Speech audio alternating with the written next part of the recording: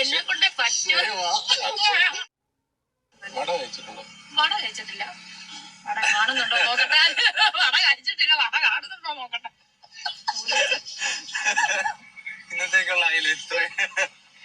എന്നെ കൊണ്ട് കഷ്ടം എന്ന് പറഞ്ഞു കഴിഞ്ഞാൽ വളരെ കഷ്ടം, വളരെയധികം സങ്കടകരം എന്ന് ഞാൻ പറയുള്ളൂ. സങ്കടകരമാണ് ഇത് കാണുമ്പോഴേ. കാരണം എന്താണെന്ന് വെച്ചാൽ ആ അപ്പുറത്തിരുന്ന് ചിരിക്കുന്ന ഒരുത്തൻ, അതുപോലെ തന്നെ കൂടെയുള്ള കുറേ എണ്ണം, 3-4 എണ്ണം, ഇവന്മാരൊക്കെ ഇവന്മാരുടെ വേറെ ആരെങ്കിലും ആണെങ്കിൽ ഇതുപോലുള്ള കൂതര ചോദ്യം ചോദിക്കോ?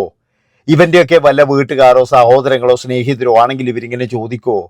ഒരിക്കലും ചോദിക്കത്തില്ല. അതായത് ഇതിന് നിന്ന് കൊടുക്കുന്നത് ആരാ? രേണു സുധി മാത്രം. സുധീൻ്റെ കെട്ടിയോള്, അതായത് കൊല്ല സുധി എന്ന് പറയുന്നയാളുടെ ഭാര്യ. അവരോട് എന്ത് വേണമെങ്കിലും ചോദിക്കാം, എന്ത് വേണമെങ്കിലും അവരോട് പറയാം. കാരണം എന്താണെന്ന് വെച്ചാൽ എല്ലാത്തിനും അവർക്ക് ഉത്തരമുണ്ട്. ഒരു കണക്ക് പറഞ്ഞു കഴിഞ്ഞാൽ ഇവർ ശരിക്കും പറഞ്ഞു കഴിഞ്ഞാൽ സ്ത്രീകളെ തന്നെ അപമാനിക്കുന്ന തരത്തിലാണ് ഇന്ന് പെരുമാറിയിരിക്കുന്നത്. അതായത് എൻ്റെ വട കഴിക്കുമെന്ന് ഒരുത്തൻ ചോദിക്കുക, എൻ്റെ വട കാണുന്നുണ്ടോ എന്ന് ഞാൻ ഒന്ന് നോക്കട്ടെ എന്ന്. മനസ്സിലാക്കണം നിങ്ങൾ. അവരുടെ ആ ഒരു എന്താ പറയണ്ടേ, ഒന്നിക്കൽ അവർക്ക് കൃത്യമായിട്ടെന്ന് പറയുന്നത് എന്തോ പ്ലാനിങ് ഉണ്ട്, അല്ലെങ്കിൽ അവർ ഒരു കൗൺസിലിങ് എന്തിനും ഒന്നിന് പോകണം. അതായത് അവർക്ക് എന്തോ തകരാറുണ്ട് എന്ന് ഞാൻ പറയുള്ളൂ. അല്ലാതെ നോർമലായിട്ടുള്ള ഒരു മനുഷ്യൻ ഇങ്ങനെ പെരുമാറുക. നമുക്ക് എല്ലാവർക്കും അറിയാം, എല്ലാം അഭിനയിക്കാൻ പോകുന്ന ഒരുപാട് ആൾക്കാരുണ്ട്.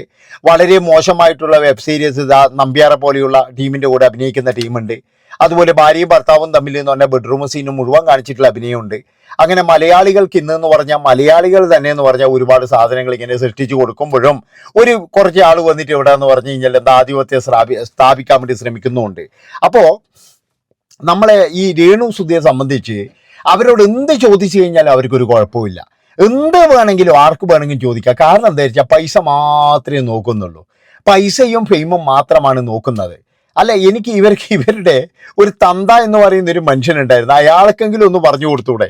അല്ലെങ്കിൽ കൂടെ വീട്ടിൽ താമസിക്കുന്ന കുറച്ച് ആൾക്കാരുണ്ട്, അവർക്കെങ്കിലും ഒന്ന് പറഞ്ഞു കൊടുത്തൂടെ?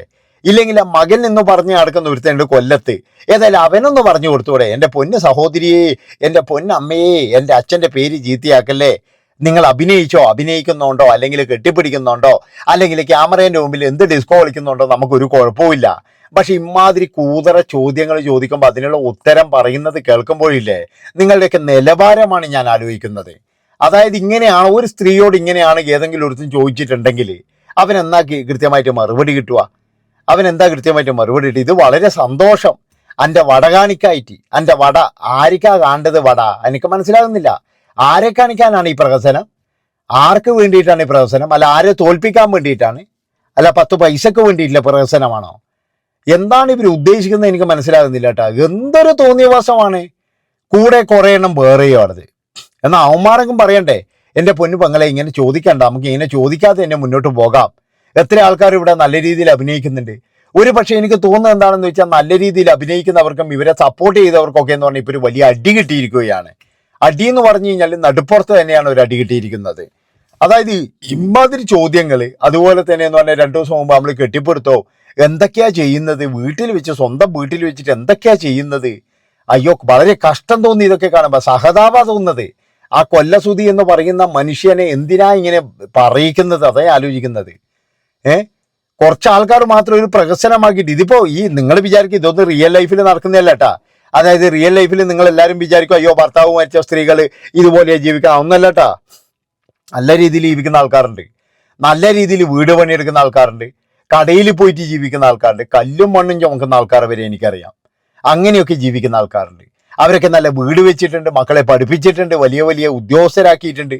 അങ്ങനെയുള്ള അഭിമാനത്തോട് പറയുന്ന അമ്മമാരുണ്ട്. ഈ കൊല്ലസുധിയുടെ ഭാര്യ എന്ന് പറയുന്ന രേണു സുധിക്ക് എന്ത് അഭിമാനമാണുള്ളത് മക്കളോട് പറയാൻ? നാളെ ഞാൻ നിങ്ങളെ വളർത്തിയത് ഇങ്ങനെയാണെന്ന് പറയാൻ എന്തെങ്കിലും ഒരു അഭിമാനമുണ്ടോ? നാളെ ആ മക്കൾ എന്താണ് ചെയ്യാന്നറിയാം. അതായത് കുറച്ചും കൂടി വളർന്നു കഴിഞ്ഞാൽ ഈ രേണു സുധിക്ക് തന്നെ മനസ്സിലാകും, അയ്യോ ഞാൻ ചെയ്തത് എത്ര വിഡിത്തമാണ്. എന്താണെന്ന് വെച്ചാൽ മകൻ വളർന്നു കഴിഞ്ഞാൽ മകനെ പുറത്തിറങ്ങാൻ കഴിയില്ല. അതാണ് നിങ്ങൾ ആലോചിച്ച് നോക്കേണ്ടത്. ആ ചെറുക്കന് പുറത്തിറങ്ങാൻ കഴിയില്ല, അത്രയും നാണക്കേടായിരിക്കും. ആ ചെറുക്കൻ ഇപ്പോൾ തന്നെ എന്ന് പറഞ്ഞു കഴിഞ്ഞാൽ ഒരു വലിയ മൂകാവസ്ഥയിലാണ്. ഞാൻ ഒരു 2 ദിവസം മുമ്പ് ഒരു വീഡിയോ കണ്ടു. ആ വീഡിയോയിൽ ഒരു മിന്നായം പോലെയാണ് കാണുന്നത്. ആ കാണുമ്പോൾ ആ ചെറുക്കൻ എന്തോ ഒരു ഭയങ്കരമായിട്ടുള്ള വിഷമം, ഇങ്ങനെ എന്തോ ഒരു ഭയങ്കര വിഷമായിരുന്നു. അപ്പോൾ ആ ചെക്കൻ ആലോചിച്ച ഒരുപാട് കാര്യങ്ങളുണ്ടാവും. അതുകൊണ്ടാണ് ഞാൻ പറയുന്നത് ഇവർക്കെന്തോ വേറെ എന്തോ ഒരു പ്രശ്നമുണ്ട്, അല്ലാതെ വേറെ ഒന്നുമല്ല. അല്ലാതെ ഒരു ആൺകുട്ടി വളർന്നു വരുന്നുണ്ട്, അതിന് ചോറ് കൊടുക്കാൻ വേണ്ടിയിട്ട് എന്ന് പറഞ്ഞു കഴിഞ്ഞാൽ ഒരു 10,000 റുപ്യൻ്റെ പണി മതിയായിരുന്നു. അല്ലാതെ ഇങ്ങനെ പോയിട്ട് വട കാണിച്ചിട്ടോ ഇത് കാണിച്ചിട്ടോ ഒന്നും പൈസ ഉണ്ടാക്കേണ്ട ആവശ്യമുണ്ടോ? അല്ല, അതാണ് ഞാൻ ചോദിക്കുന്നത്.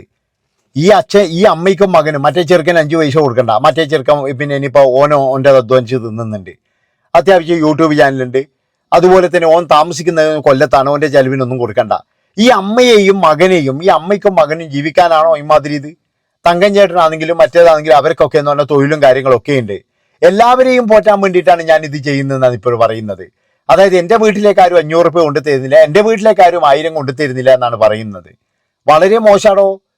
ഒരു കടയിൽ പോയി നിന്ന് കഴിഞ്ഞാൽ കിട്ടുമല്ലോ ഇതിലും പാട് പൈസ.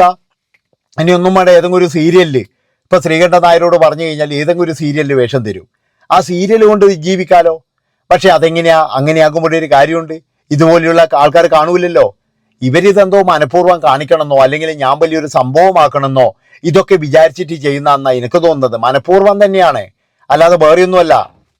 ഇപ്പം അങ്ങനെ ഒരു ചോദ്യം ചോദിപ്പിച്ചത് തന്നെ ഇവർ പറഞ്ഞായിരിക്കും ചിലപ്പോഴേ. അതായത് മോനെ ഇങ്ങനെയുള്ള ചോദ്യം ചോദിക്കുക, അല്ലാതെ എന്ന് പറഞ്ഞാൽ വേറെ ഏതെങ്കിലും ആളോട് ഇങ്ങനെ ചോദിക്കോടോ? ചോദിക്കത്തില്ല. അതുകൊണ്ടാണ് ഞാൻ പറയുന്നത്, ആ ചെറുക്കനെ എന്ന് പറഞ്ഞു കഴിഞ്ഞാൽ ഇനി കുറേ നാൾ കഴിഞ്ഞാൽ കോളേജിൽ പോകാൻ പറ്റത്തില്ല, സ്കൂളിൽ പോകാൻ പറ്റത്തില്ല, ഒരു സ്ഥലത്ത് പോലും പോകാൻ പറ്റത്തില്ല. ഒരു പക്ഷേ എന്ന് പറഞ്ഞു കഴിഞ്ഞാൽ ആ ചെറുക്കൻ്റെ പിന്നെ മനസ്സിന് ഇതൊരു വലിയ ആഘാതം തന്നെയായിരിക്കും എന്നേ ഞാൻ പറയുള്ളൂ. അതാണ്, തൊലി ഉരിഞ്ഞു പോവില്ലേ? തൊലി ഉരിഞ്ഞു പോകുന്ന സംഭവങ്ങളാണ് ഇവിടെ ഇങ്ങനെ നടന്നുകൊണ്ടിരിക്കുന്നത്. കുറച്ചൊക്കെ ഉളുപ്പും കാര്യങ്ങളൊക്കെ വേണ്ടത് നമുക്ക്. അല്ലാതെ എല്ലാ കാര്യത്തിനും തന്നെ എനിക്ക് വേണ്ടത് പൈസയാണ്, എൻ്റെ എൻ്റെ സുധിച്ചേട്ടൻ എന്ന് പറഞ്ഞിട്ട് ഭയങ്കരമായിട്ട് മോശമായിട്ടുള്ള എന്തൊരു കാര്യമാണ് ഇത്. വട കഴിക്കുന്നുണ്ടെങ്കിൽ കഴിക്കുക, എന്നിട്ട് വട വേണോ? എൻ്റെ വട കാണുന്നുണ്ട്, എന്ത് വടയാ കാണണ്ട? ആർക്കാ കണ്ടോ വട? ആർക്കാ വട കാണേണ്ടത്? പ്രേക്ഷകർക്ക് ആർക്കും നിങ്ങളെ വട കാണുന്നില്ല എന്ന് എനിക്ക് പറയാനുള്ളത്. ഒരാൾക്ക് പോലും കാണാനില്ല. പിന്നെ കാണിക്കാൻ വേണ്ടിയിട്ട് കുറേ ഈ തത്രപ്പാട് വരുന്നതും കണ്ടു. എന്താവശ്യത്തിന് എന്തിനിങ്ങനെ പിന്നെ ആൾക്കാരെ കൊണ്ട് പറയിച്ചിട്ട് ഇങ്ങനെ ഒരു ജീവിതം? അതാണ് ഞാൻ ആലോചിക്കുന്നത്. ഇതിലെ നല്ല അന്തസ്സില്ലേ? വേറെ ഏതെങ്കിലും കൂലിപ്പണിക്ക് പോവോ അല്ലെങ്കിൽ കഞ്ഞിയും ചമ്മന്തിയും കുടിച്ച് വീട്ടിലിരുന്നാൽ ഇതിലും വലിയ അന്തസ്സില്ലേ? എന്നിട്ട് പറയുകയാണ് അയ്യോ ഞാൻ വിധവയാണ്. എന്ത് വിധവാന്നാ പറയുന്നത്? മനസ്സിലാകുന്നില്ല. വളരെ മോശം. നമ്മൾ ഒരുപാട് സപ്പോർട്ട് ചെയ്തിട്ടില്ലേ? അവസാനം തന്നെ ഇതെങ്ങനെ സപ്പോർട്ട് ചെയ്യണോ? ഈ കാര്യങ്ങളൊക്കെ ഇങ്ങനെ അളിക്കുന്ന ആളെ എങ്ങനെ സപ്പോർട്ട് ചെയ്യും? അവർക്കെതിരെ നീങ്ങുന്നവരെ നമുക്ക് എന്തെങ്കിലും പറയാമെന്ന് വിചാരിക്കാം, ശരിയാന്ന്, അസൂയ ഉണ്ടാന്ന്. പക്ഷെ ഇത് 24 മണിക്കൂർ ഇപ്പം ഇത് തന്നെയാണ് കേൾക്കുന്നതും കാണുന്നതും. അവിടെ കെട്ടിപ്പിടി, ഇവിടെ വട, അവിടെ വട, ഇവിടെ കെട്ടിപ്പിടി, ഇതന്നെ കാണിക്കുന്നത്. ഇതുകൊണ്ട് എന്താ ഇവർ ഉദ്ദേശിക്കുന്നത്? ആരെ നന്നാക്കാനാണ്? അല്ലെങ്കിൽ ആർക്ക് വേണ്ടിയാണ്? അല്ല എന്തിനു വേണ്ടിയാണ്? ആർക്കരി വേണിക്കാൻ വേണ്ടിയാണ്? തങ്കഞ്ചേട്ടയെ പോറ്റാനാണോ? അല്ല മറ്റുള്ളവരെ പോറ്റാനാണോ? എനിക്ക് മനസ്സിലാകുന്നില്ല. ഒരു കാര്യം ഞാൻ നിങ്ങളോട് എല്ലാവരോടും പറയാം, ഒന്നിക്കലും സ്തുതി കടക്കാരനായത് ഇവരുടെ പ്രശ്നം കൊണ്ടാണ്. അല്ലെങ്കിൽ അല്ലാതെ എന്ന് പറഞ്ഞാൽ അയാൾ കടക്കാരനാവില്ല. ഇവർ നല്ല രീതിയിൽ ഊറ്റിയിട്ടുണ്ട്. ഇവർ നല്ല ആർഭാട ജീവിതമാണ്. ആർഭാട ജീവിതം എന്ന് പറഞ്ഞു കഴിഞ്ഞാൽ ഒരു 1.5 ആർഭാടം. അതുകൊണ്ടാണല്ലോ ഇവരിപ്പം ജോലിക്ക് പോയിട്ട് ഇവർക്ക് ഇപ്പം പൈസ പറയുന്നത് എനിക്ക് ഒരുപാട് ചിലവുണ്ടെന്ന്. അമ്മയ്ക്കും മകനും ജീവിക്കാൻ എന്ത് ചിലവാണെന്നോ? അല്ല അമ്മയും മകനും മാത്രമുള്ള വീട്ടിലേക്ക് അച്ഛനമ്മമാരെ കൊണ്ടുപോയിട്ട് അവരും ജീവിക്കണം എന്നൊന്നും പറയുന്നില്ല. അവർക്കൊക്കെ നല്ല ആരോഗ്യമുണ്ട്. അപ്പോൾ ഇത്രയും പറഞ്ഞുകൊണ്ട് നിങ്ങളെല്ലാവരും നിങ്ങളുടെ അഭിപ്രായങ്ങളും നിർദ്ദേശങ്ങളും കമൻറ്റ് ബോക്സിൽ വന്നോട്ട്. നന്ദി, നമസ്കാരം.